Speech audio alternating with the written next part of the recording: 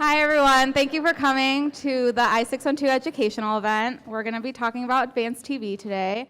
I'd like to thank all of our sponsors, Samsung, the Trade Desk, Samba TV, Tremor, and our agency panelists, Lindsay Stone and Briggs, and our moderator from Hayworth. And I would like to bring up Deborah to start the keynote presentation.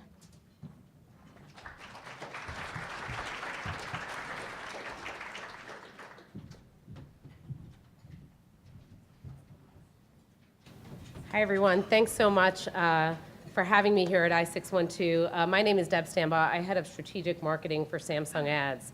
Samsung Ads provides advanced TV advertising solutions powered by the largest proprietary ACR dataset from across 35 million smart TVs in the United States.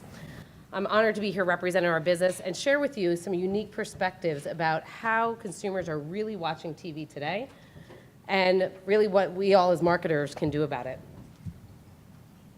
So with the rapid evolution of technology and the growth of viewing platforms, consumers today have nearly unlimited choices. They're rewriting their own ad experiences, they're curating their own content to when, where, and how they want it. And we as advertisers, as the lines between traditional and streaming services continue to blend and our viewing behaviors are evolving, none of us watch TV the same way that we did 5 years ago. Let's be real, we're all challenged to find meaningful ways to engage users. So to put this in a little bit of context, since the dawn of the internet, no technology has proliferated faster than connected TVs. Furthermore, according to eMarketer, about half of the US population uses a connected TV today. And by 2021, MPD forecasts that there will be 275 million connected devices, with smart TV driving half of this growth. So it's no surprise that advanced TV is making headlines daily. Forbes has been touting the power of addressable OTT. Ad Age has declared that we're at this amazing inflection point, this new golden age of television. And what was really fascinating recently is that when NBC launched their new comedy show, God Friended Me, they released it a month prior on their streaming service before the premiere on prime time. So we're in a whole new world. So as advertising capabilities are continuing to be fueled by the growth of smart TVs, we as marketers are now tasked to really rethink our media strategy and sparking some key questions like, how does advanced TV fit into my marketing mix? Has TV become a digital line item? Is there enough scale for audience-based buys? And maybe the most important, is it really worth the time and effort? For the past nearly 4 years, our team of market researchers have been analyzing trends, listening to partners and customers, and through our ACR technology, observing viewership behavior. So I'm really excited to share with you some of the insights and research that we've identified about how consumers are watching, and again, what we all as marketers can do about it. There are 3 big points I want to focus on today. Number 1 is that the definition of TV is changing. And more specifically, there is a powerful combination between linear and OTT. The second is that advanced TV allows marketers to redefine their media strategy. And the third is that advanced TV is actionable and it creates better and smarter ROI. Let's start with our first point. So if you remember nothing else about today's presentation, remember that TV is alive and well. It just looks a little bit different than it did a few years ago. From across 35 million smart TVs and over 200 million connected devices, our data shows that traditional linear TV is really still at the core consumption, while OTT, of course, continues to be on the rise. The predictions of the complete death of TV are somewhat exaggerated in our view. In fact, on average, each Samsung smart TV, and again, this is across 35 million TVs and 20 million households, spends over 75 hours of traditional TV viewing per month. The set-top box continues to be the #1 connected HDMI device on the smart TV, and the vast majority of whopping 81% of our TVs still tune in to linear. Of course, OTT can't be ignored. It's a growing, vibrant platform with tons of smart apps coming online constantly. We have 4,000 apps already on the Samsung smart TVs. And just to put a little bit of a finer point on this, we've seen enormous growth in terms of that adoption of 200% since 2011. And compared to then, when we all used to sit down on the weekend and binge watch, which I still like to do, we're now seeing apps being open nearly every other day. So it's really consumers are changing the way they're viewing, but they're also combining, right, the traditional that we've all watched on linear TV and the new, and this presents a powerful new definition of television. We found that 44% of Samsung smart TVs both tune into linear and to the smart TV apps. And the secret here is that consumers aren't cutting down on their content, they're actually adding to it. So this is a powerful group of what we call total TV watchers who are truly in charge of their media consumption and are really making more time in their media mix for more content. In addition to the 75 hours of traditional TV viewing, these total TV watchers are also avid app users, consuming at least 11% more than your average viewer. So think about this. This is half of the population watching TV.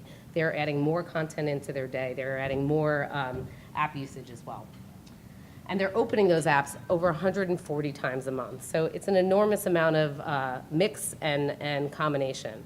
So one of the things that we get asked all the time is, well, okay, so that sounds like a great audience. How do I find these total TV watchers? So as marketers, we've really been conditioned to find a specific segment, a specific target, audience precision, even down to a single person. And our guidance and recommendation is not just to refine your targeting, but really to redefine it. We really see advanced TV presents an opportunity for both precision in terms of who is that exact audience that you're trying to reach, as well as broaden that reach. And so we talk a lot about with our clients about widening your reach and narrowing your focus to find new audiences. Let's take a look at an example to sort of put this in context. So have you ever run a campaign at a national level for a product that doesn't necessarily have mass appeal? It's something our clients are dealing with all too often. In a recent partnership with an automotive manufacturer, they had this exact challenge, and they came to us with two main goals. One was optimize their media spend by reaching viewers who missed their TV campaign, broaden their reach, and better engage their niche target of consumer truck drivers, so narrow their focus. So working with Samsung Ads ACR-based segmentation and, of course, integrating other third-party integrations, we were able to specify targets such as upper middle class and affluent households, avid sports viewers, as well as those in market to purchase specific types of vehicles. So now we're getting down to an audience that they really want to speak to and they really want to market to. To reach those targets beyond the linear advertising, we employed a combination of Samsung Ads connected TV video and then Samsung Ads first screen solutions. And it enabled us to capture those who missed the TV spot. This is a huge portion of this, missed the TV spot through linear TV targeting, reach the audience by understanding their viewership behaviors, and deliver highly relevant content and messaging through viewership segmentation. The team then conducted an incremental reach analysis to really compare who were exposed to the linear TV commercials versus those who were unexposed, determine the unique reach, and then as well as any overlap. Specifically, we were measuring, did the linear effectively reach the target audience? How efficient was Samsung connected TV video in reaching that hyper-targeted audience? And then what insights can be gained about that audience exposed to the different types of media? And this is one of those critical points that is a constant conversation as we help our clients to take on advanced TV, which is really about where are they watching? How can I optimize in flight? And not only that, how can I optimize the next campaign as we continue to move it forward? So the impact was enormous. With Samsung Ads, the advertiser reached 60% of Samsung smart TVs, a 20% increase in exposure from the traditional linear advertising. And a major contributing factor is that we designed each ad placement and exposure to target a specific audience, back to what we talked about, inclusive of vehicle tenders, targeted demographics, and sports fans, while the linear TV campaign, of course, focused on average daily TV audience. And by working with Samsung Ads, with this auto manufacturer, we were able to help them optimize spend and gain new reach and complement their more traditional execution. So by leveraging the new power of TV, Samsung Ads really collaborates with our partners to redefine and reach new audiences and really help advance TV in what was really considered a mass reach play. So my third and final point that I just wanted to get to is advanced TV data is actionable and delivers better and smarter ROI. Again, as marketers, we've really been conditioned TV is different than digital. We've even built up our organizations around this. But as we all continue to observe shifting viewing behavior, and we as marketers, we need to really make that bridge between digital and TV. We all have to connect the dots. And so at Samsung, we're able to leverage our incredible scale and use advanced TV to really get closer to conversion and get closer to delivering better and smarter ROI. I want to share one last example, and this is from one of our gaming partners to really bring this to life. What's interesting about gaming, which you guys probably all know, is that this is a new white-hot audience that is super varied, right? You've got everyone from little kids to adults to seniors that are gaming at this point. And so really to understand that audience, it's not only important for the gaming brands, which is, this example refers to, but also brands that want to reach those audiences as well. Some of the insights that we've been able to expose for this specific audience is around which gaming consoles are being played most often, what are the most popular types of games, and again, what additional behaviors and activities do we see related to these users? So again, this is about how do you find that audience that you're trying to get to beyond just the context of, I think they watch This Is Us and therefore I'm gonna put my commercial right next to it. So this level of granularity really allows us to provide not only insights on who your audience is, but recommendations and reporting for all of the brands that are interested in this segment. So, and like our auto manufacturer, they were able to use our advanced TV data to widen their reach and narrow their focus. We were able to help them drive thousands more conversion for the new game for those exposed to Samsung ads versus those exposed to traditional TV. And the difference is that because we knew the audience behavior, we knew where they watched, we knew what they were playing on, we actually leveraged the targeting of specific gaming consoles to drive those conversions. But the real story is that when we look at the conversion rate in combination with the traditional TV and advanced TV through Samsung ads, the overall combined impact was 15 times more effective. So what we found consistently is that traditional TV and advanced TV are always better together. This is not just true with gaming or automotive, but quite frankly, with every single vertical that we've engaged with. CPG, retail, QSR, FinServ, telco, you name it. This combination, when you're spending on traditional TV, to be able to reach the audience that's not being served is critical to employ advanced TV. And for us, by understanding this consumer behavior at scale, many marketers are coming to us and starting with Samsung ads, not only to inform their buy with Samsung, but really to inform their buy and their media strategy with traditional TV as well as other advanced TV buys. Because we represent such a large portion at a census level of the US, really what works with Samsung ads is working with in many other situations as well. So in conclusion, we're all a part of this amazing new world of TV where the power of advanced TV and the data exhaust coming from consumers is not only valuable, but it's a necessity in today's media landscape. It's enabling all of us to take action that is more strategic, more relevant, and more engaging for consumers. It's what we as consumers expect. So I hope this has helped to shed some light for you on how consumers are watching TV, has taken a little bit of the complexity and the fear, uncertainty, and doubt out of employing advanced TV to meet your business strategies. Please feel free to reach out to me with any questions. My email is up there. I'm also here with our newly minted Samsung ads team from our Chicago office. We would be happy to continue the conversation. Thank you so much. Have a great day.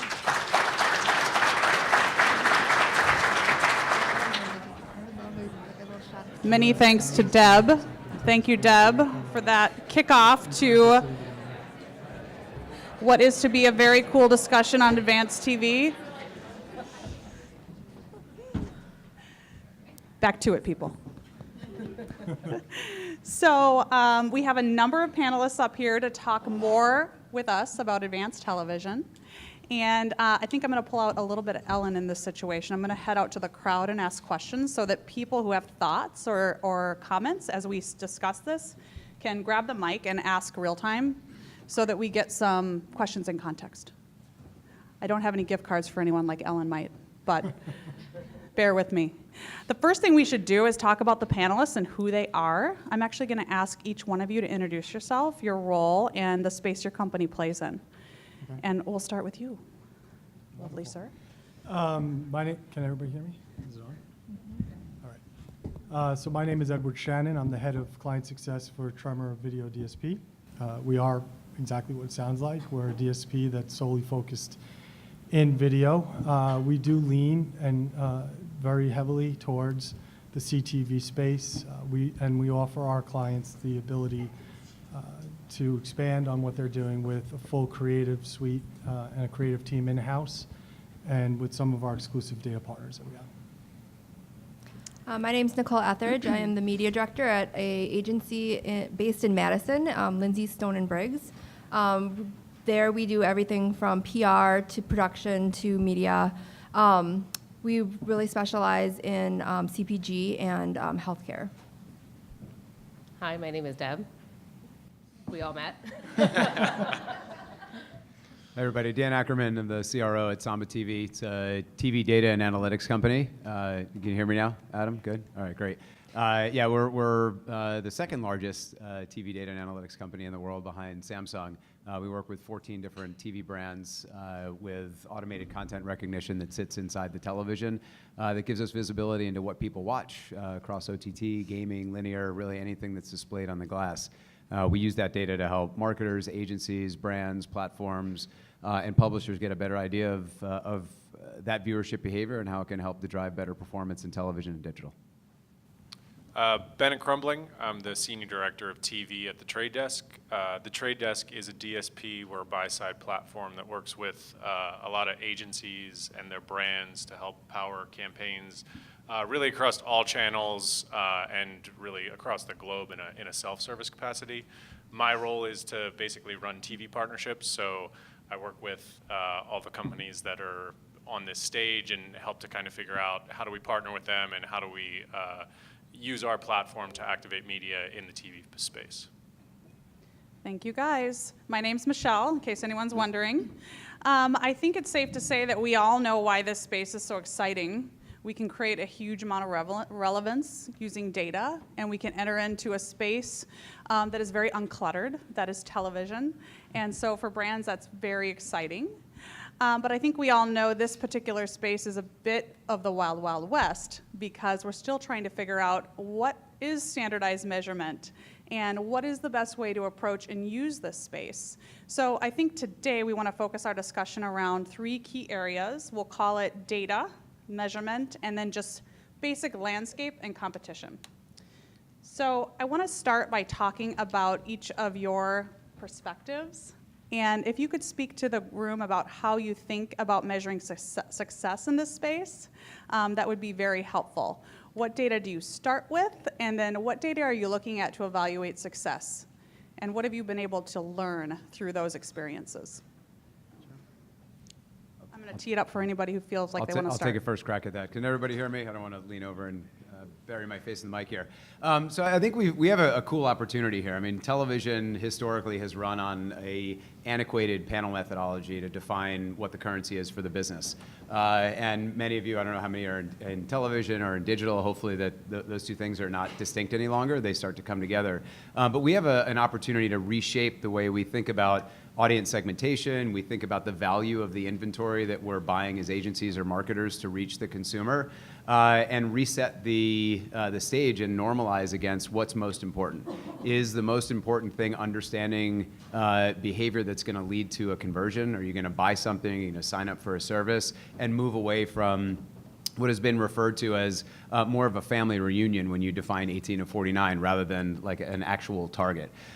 So for us in this space, we've been working for 10 years to build these relationships with the TV manufacturers.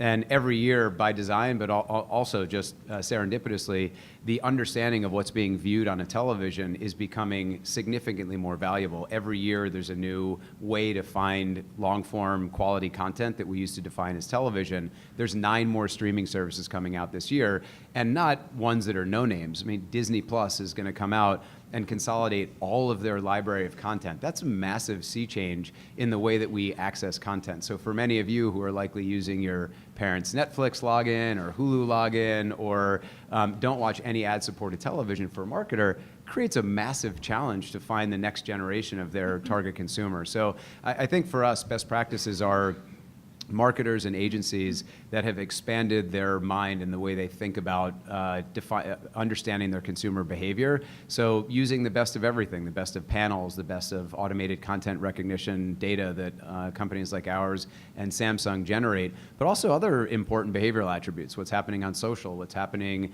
in the physical world with location data, and starting to evaluate all of those to see what's best in class, bring them together to make good decisions about where to spend their money, how to measure it, and ultimately how to define success. So you all here and others in your roles are part of this next generation of defining how television is bought and sold and measured. So it's a super exciting time. And I mean, to that point, do we think there'll be any moment where an entity surfaces to become sort of the new Nielsen for this space? And does anyone have an opinion on that reality, or a projection, I guess? I hope not. Yeah, I think in general, Nielsen is certainly making efforts to try to expand, the purview of what they see in the marketplace. I think it's going to come through collaboration through companies like ours and really everybody up here to define, what that currency might be, or better yet, how you define who a consumer is and how to reach them across all these different disparate platforms. Yeah, I agree. I think Deborah said data exhaust when she was presenting earlier, and that's sort of the way that I think the Trade Desk looks at it is when you look at what's happening from a consumer standpoint with television is really it's just kind of shifting from delivery via satellites and broadcast to the internet. And when things shift to the internet, there's a whole lot of excess data that really gets kind of it enters the ecosystem, and that data allows us to identify users, allows us to create different targeting. That's really how programmatic was born. So from our standpoint, I think like is there one measurement company to rule them all situation that perhaps came from Nielsen. Nielsen kind of created data, right? They invented the way that the data was going to get standardized. I think you'll see more of an open ecosystem and a lot more like collaboration, to Dan's point, where you'll have standards that will exist, and then it's really just about making those standards adopted across all platforms and sharing them. I think, go ahead. I was going to say, I think I agree. Obviously Nielsen's leaning heavily into this, trying to bring over what they do in linear television into digital. But there are others that are looking to try to set those standards, like the Project OR with Vizio and Walt Disney. These are big, large media companies that are working with Vizio to try to set up these types of standards and try to figure out what are the watermarks that should be put out there. So I don't think there'll be one shining star, but I do think that the metrics that we determine whether something's successful or not successful about will start to get defined. And then you might have multiple people that you could actually utilize as a third-party vendor.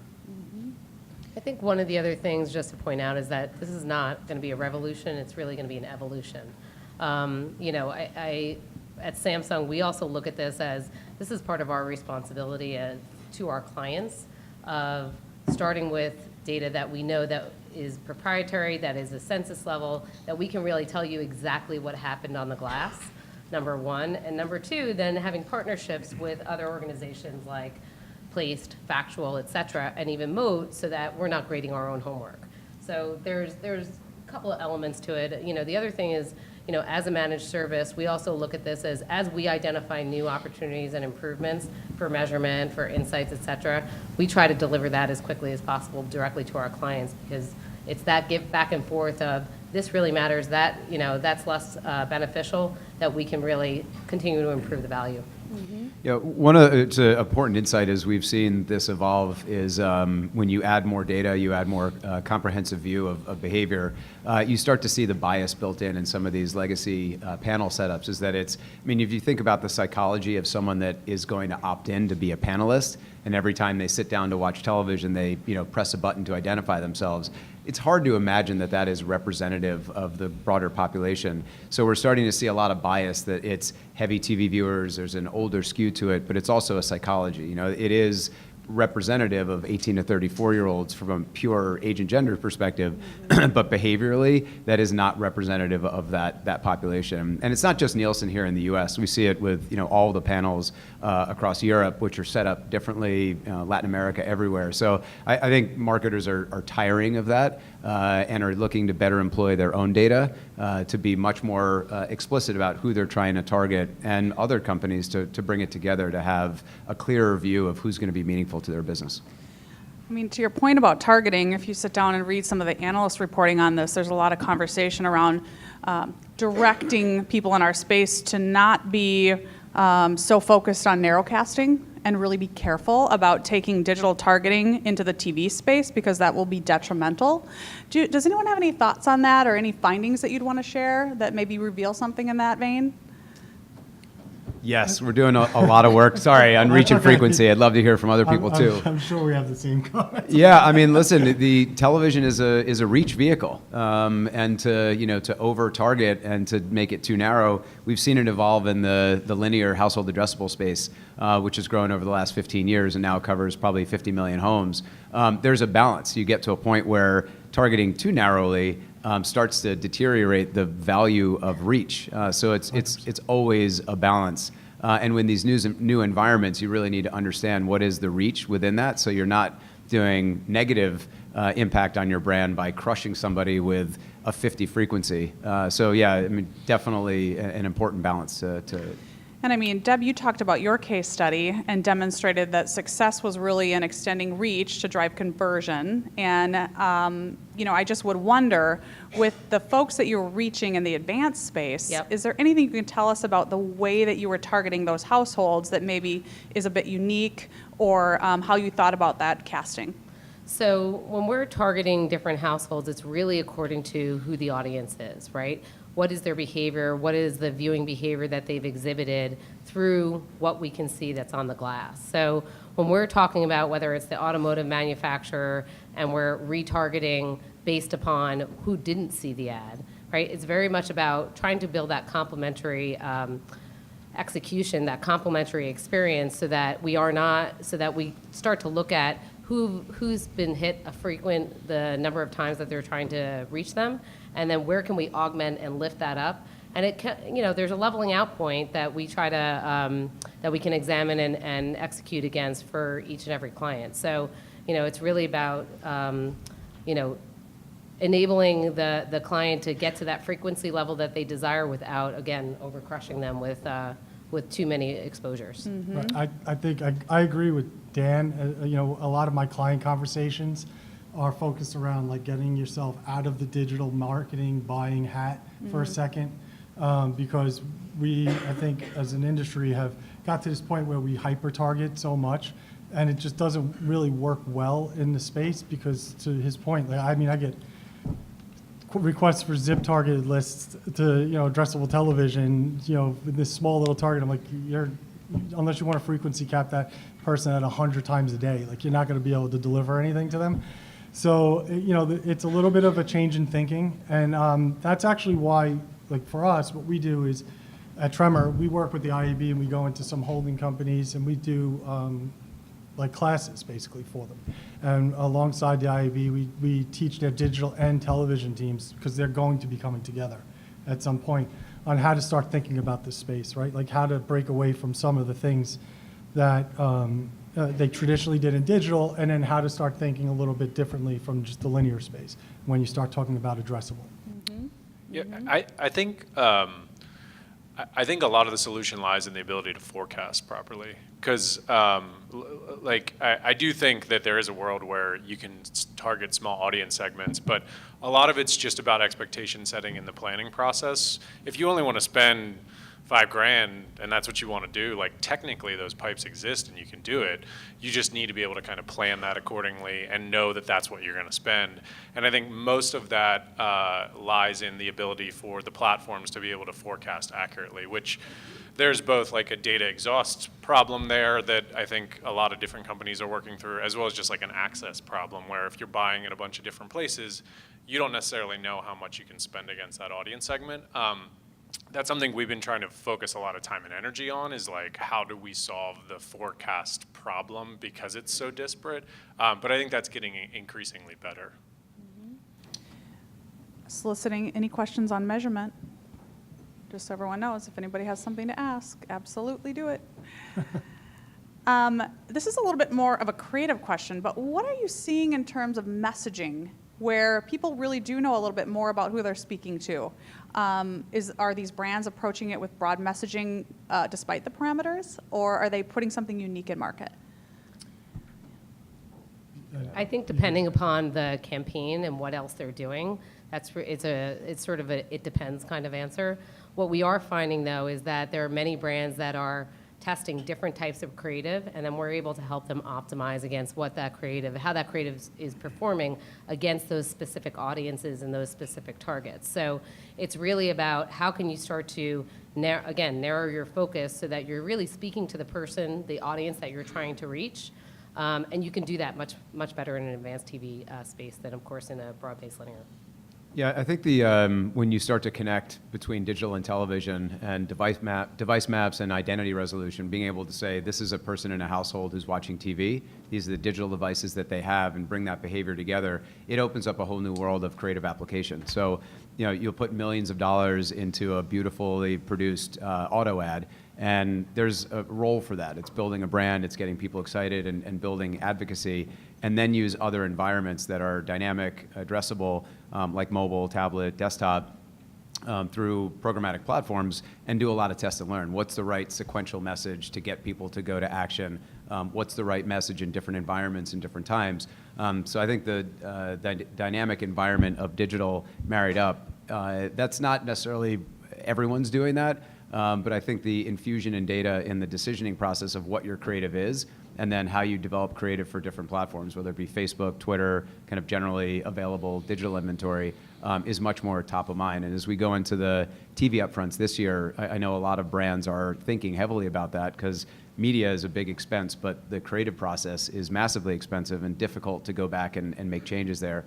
So going upstream and infusing this data in that decisioning process is becoming much more common practice. Yeah, I mean, we have a creative team in-house, and we are agnostic to screen. So to Dan's point, like, if we're recognizing what someone's watching on TV, and for example, Under Armour, who worked with us, wanted to serve video to mobile and tablet devices while the PGA Championship was on, and so there was their sponsors, Jordan Spieth. So there's a bunch of creative extensions, or let's say features that we could help them build into their creative digitally from the non-CTV screen, the mobile and tablet device that allows them to kind of engage and make it more interactive to what they're actually watching. But I do think that the expansion and the way that our advertisers, or all advertisers, are looking at creative will change to make sure that the messaging is more on point. Yeah, one of the things that we do at LSB is that we do a lot of testing before we do those types of things, whether it be on social or Right. utilize third parties.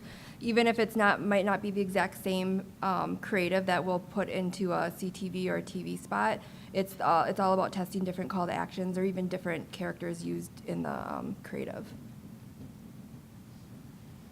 Any questions from anybody thus far? We need No. crowd engagement. We were attempting it Are anyway. we that scary? Deb's going to give away Samsung TVs to Right. people that ask questions. It's not for lack of trying, right? I'll give away seats on the trade desk. It's really exciting.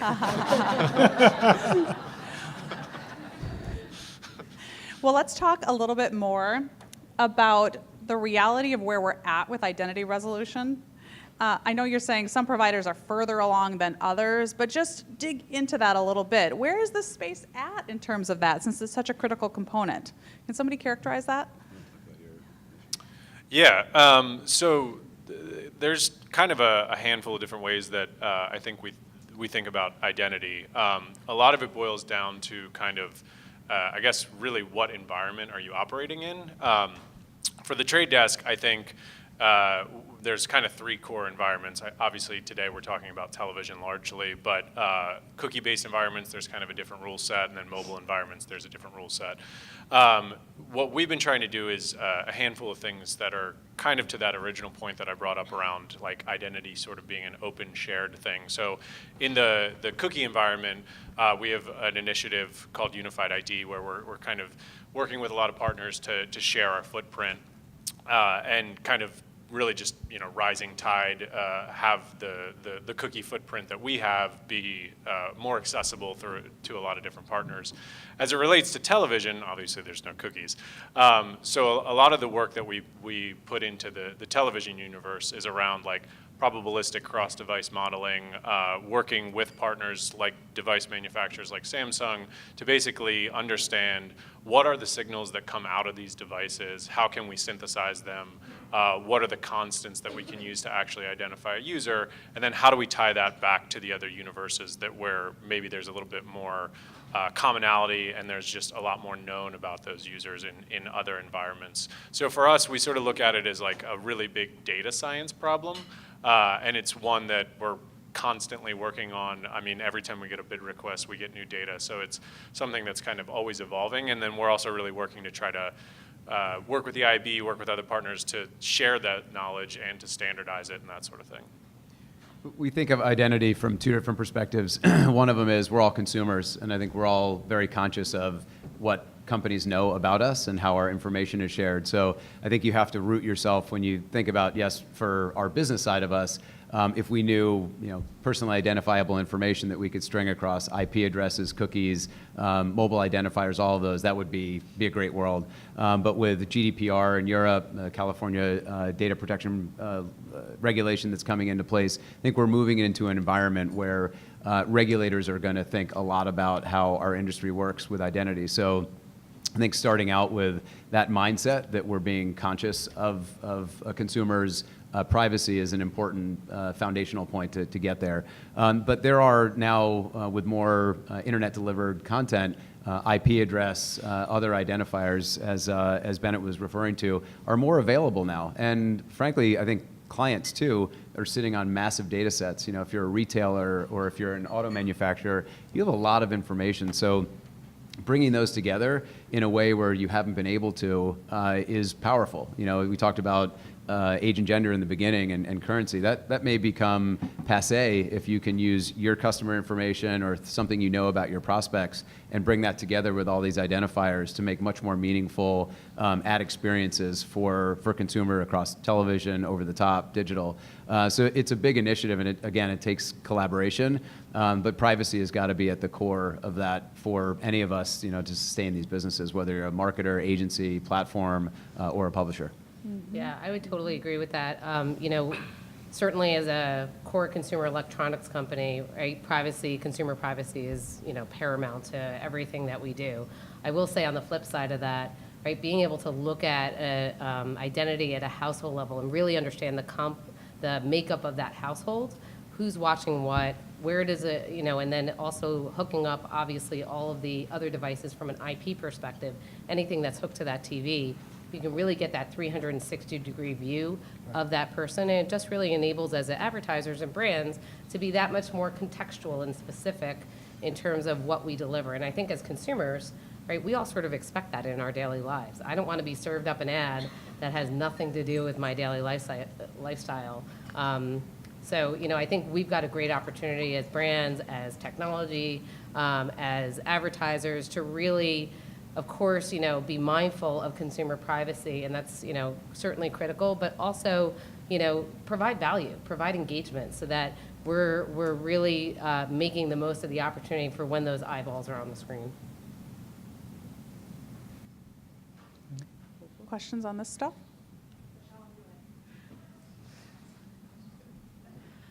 Question, lady, incoming. All right. Hi, I'm Jenna with Hayworth. Question to you guys about how you see engagement working within this space. So we're getting pushed a lot, and we're doing a lot with pulling people down the funnel, retargeting off of an exposed audience.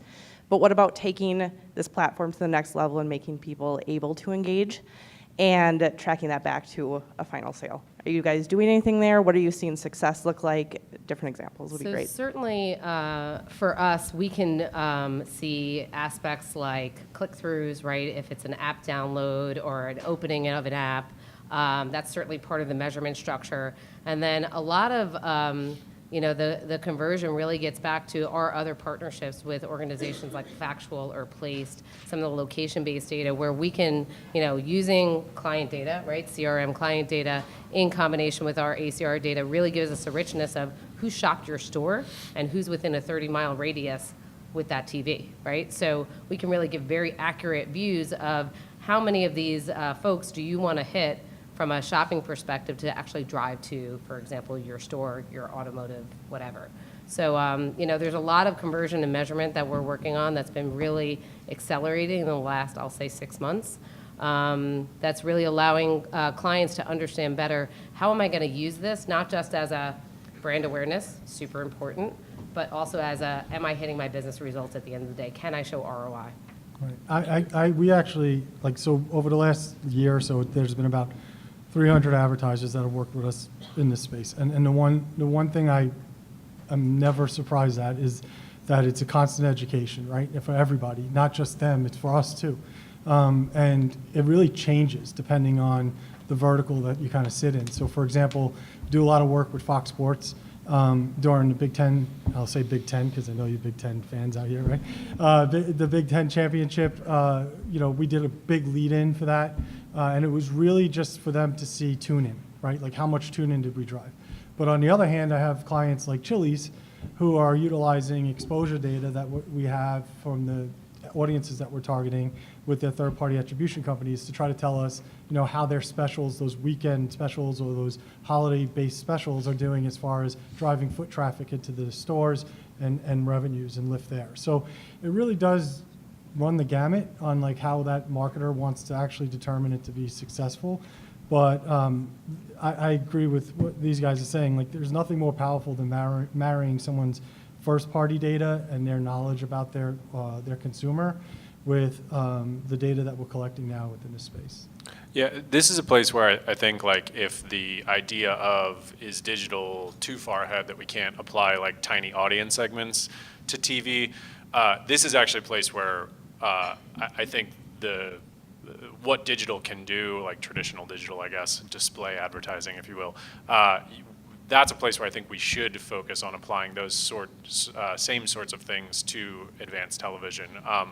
This sort of stuff is stuff that we can all track today, really through a lot of that device graphing technology, and we have a lot of advertisers that are leaning into the idea of, all right, maybe I'm not buying a super tiny audience, I'm going a little bit broader in my audience, but let me actually track conversions. Let me tag my site, look at kind of the path and which channels hit them if I'm buying one audience across television and mobile and display, and sort of see what the different influences are. Because if you think about just the way the technology works, if you have identity across devices on those users, then you can tie actions back that they're taking across other devices. So we do have advertisers that are looking at not only online conversions, things like was there just traffic to the site? Was there a submission of an email? Those sorts of things that are more pixel-based, but also what Deb was talking about around can we pass that data to Factual and can they measure footfall traffic? Or can we look at offline purchases and those sorts of things? That I think is probably the coolest thing that's going on in advanced television right now, because you're actually able to really prove out ROI. We're moving past that just is it inherently valuable because the audience is there and I hit it and then I'm just trying to really be more efficient with my media, but really did something happen? Did someone buy something? And that's super exciting. Now, inevitably, the CPMs are generally higher than what a marketer might expect from a national broadcast buy. I'm curious to know what feedback you get on this pricing topic and if the research is accurate in saying that there's a bit of sticker shock going on. It's a great point. We talked about reach and frequency before. If you have a big CPG advertiser, they're probably used to single-digit CPMs in cable network prime, $7, $8, because it's all about reach. They're selling, $1, $2, $3 products. So when you start to think about $30, $40 CPMs on things like Hulu or full episode player, it's tough to reconcile that. And I think there's a legacy behavior that is trying to move into, how, am I going to have 5 or 6x cost increase is tough to reconcile. So you have to break down to where's the incrementality and what's the value. Not every gross rating point is constructed in the same way. And I think any large advertiser can go out and buy 100, 200, 500 GRPs at a very low cost. I think starting to dig into what's the value of each one of those, what's the value of the reach to a light TV viewer within an environment like Hulu, to adding that incremental reach that you need, or to driving to a business result, is the next level of evaluation, and looking at the effective cost. Because if you just look at the gross CPMs in these different environments, that is very, very difficult to reconcile. So you need to get to that point where you can see how is it getting me incremental audiences, and what's the value of those audiences in driving subscriptions, driving revenue, driving purchase. So everyone, tell your clients that. Tell them to do that. And I think it's just about media math, right? Like not the DSP. I thought you worked at Trade Desk. I work for the Trade Desk. No, but like it's the math behind the frequency of it, right? If you're a lot of campaigns, we've had buyers say, all right, well, this is a like environment. I'm buying the same shows that I'm buying on linear. But on linear, I have a 25x frequency, and I want to control it at 4 because I've seen that that's the right frequency, or maybe I want to reduce that waste. As soon as you do that math, it doesn't, I mean, if you're talking about hitting someone 4 times versus 25 times, it doesn't matter how high the CPM is, you're just more efficient. And I think that's a story that's starting to resonate with brands, is that control around frequency. Right. And just to add, I know you want to go to the next question, I could tell you one, but so we're very data first, than inventory first with our advertisers. So one of the things that I think resonates with them is the waste factor, right? So in linear, when you buy a show, you get the whole audience, but you might only be targeting about 25% of the people that are actually viewing. Where if you're targeting specific data, specific audiences against multiple shows, and you're trying to reach a specific individual, yes, you're layering in data, and you're layering in another level of targeting, so the pricing is going to go high, but there's less waste there. So when you do the math, spreadsheet math if you want, you'll end up seeing that it's really not that big of a difference when it comes to what the pricing is. I also think, too, it's really important for you guys to drop those little nuggets to your clients along the way, so that when you do put it on a plan and they do see that Right, lower CPM, that it's not completely a surprise to them, because you've Right. already kind of Agreed. paved that trail and kept, Well, if managed their agency people would expectations. pick up their phone Yeah. once in a while, I'm just kidding.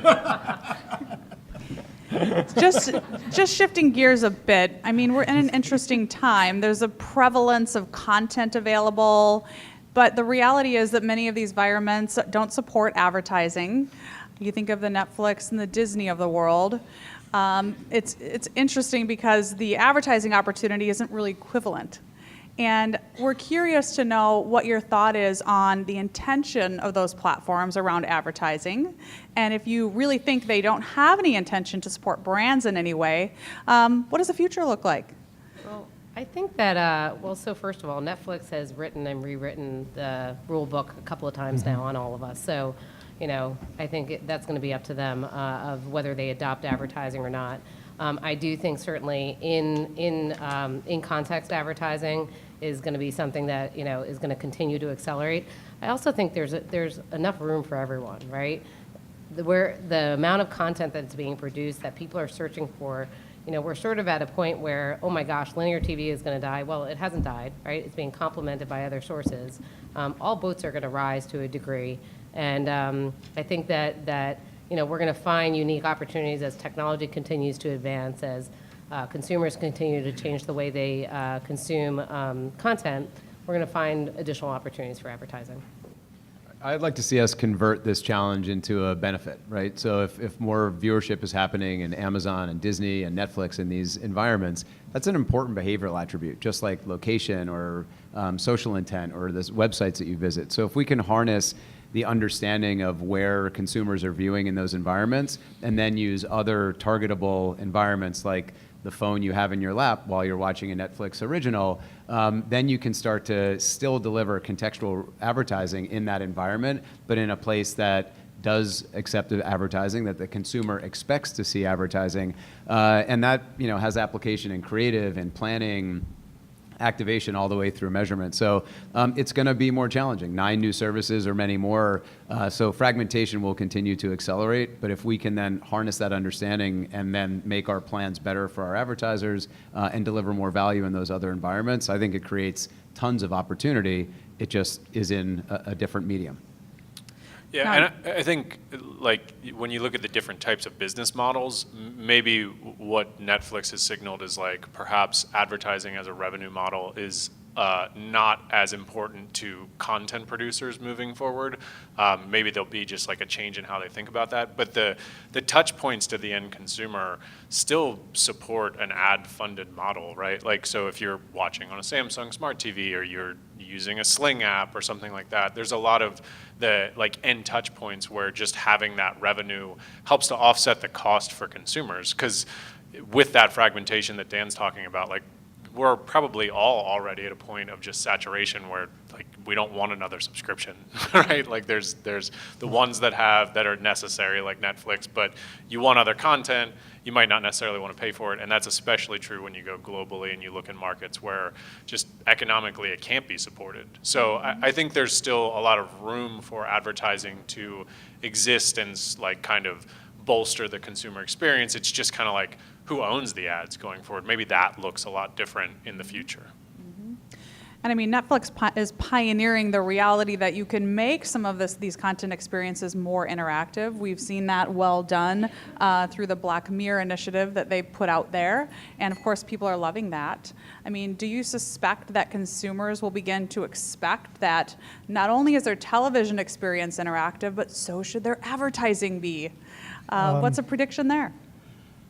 I mean, I think it's something that's going to take some time for adoption, but Netflix also just announced, I think his last name is Grylls, Bear Grylls, the outdoor adventure survivalist, which I used to watch a show on Discovery. It's crazy. So even having that to be interactive, I just can't even imagine what it's going to be like.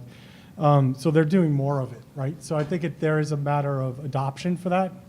But I do think over time it's going to become more intuitive for the users, because for the consumer, because it's just hard. The way we watch content is going to change and it's going to evolve, and the fact it's going to become a little bit more normal place to see those things.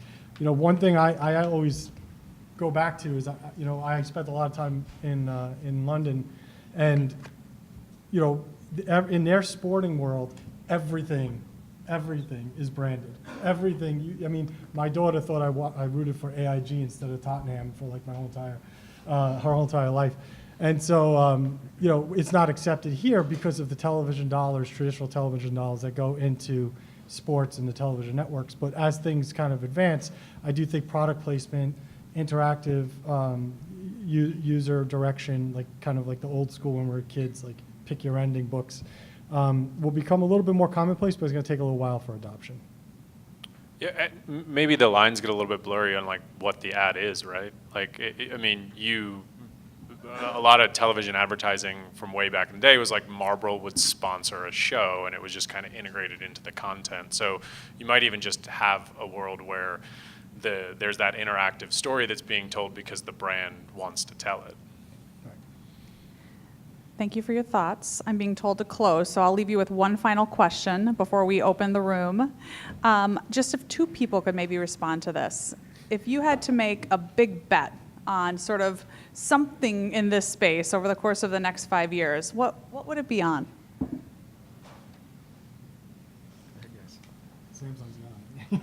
So we are definitely rooted in innovation. I think there's 2 big bets, I would say. I would say, one, I think people are going to continue to sit on a couch together and watch content on a big screen. I think that's not going away. How that happens and what that looks like is going to be certainly different. The other thing I think that I'll make a prediction on is I think content is going to get more and more specific for specific audiences. And this is a huge opportunity for brands and advertisers to really curate their content, create content, become content creators to engage audiences. I think the big thing I see from like my space talking to TV companies all day long is there's just like a huge sea change in really advertising dollars, where I think there's a lot of momentum to take what has gone, the 70 cents of every dollar that's gone to Facebook and Google, and try to bring that back to television. Maybe not like that controversial of a bet that I think a lot of folks in this room probably want that to happen. But I think what a lot of this data and programmatic functionality that we're talking about does is it gives parity to what those companies really kind of pioneered around audience buying and data-driven buying and that sort of thing. So I think it'll be interesting to see like what do companies like Comcast and Xandr and those sorts of things do, and how do their offerings then sort of help to move dollars back into this ecosystem in a way where we're not saying like, oh, it's old antiquated linear anymore, you know what I mean? I don't know, that's my bet. Okay, does anyone have any questions? No? No one? Did we Okay. actually answer everything that was on your mind? I can't imagine Figured it that's the out. case. Yeah. Wow. Okay. I think we have 15 minutes for Q&A, so you guys got to think of something. Technically, we only have 3 minutes till do we? 1, so let's just move into the raffle prize.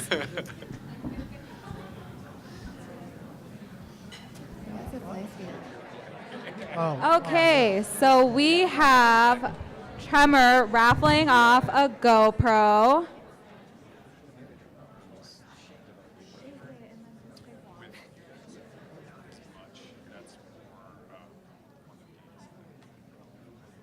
Emily Anderson. You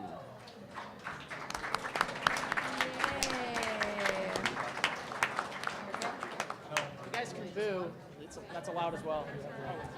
Our next raffle prize is from Samsung. We have two with them. We have a Samsung Galaxy Watch and some earbuds. All right. And then you get to pick 2. I get to pick 2. Put it back in. It's the one that's on top. Who gets what? They can pick whatever. Okay. Okay, I've got 2. I don't know who gets what. You guys will duke it out. I've got Jordan Pastor from Fallon.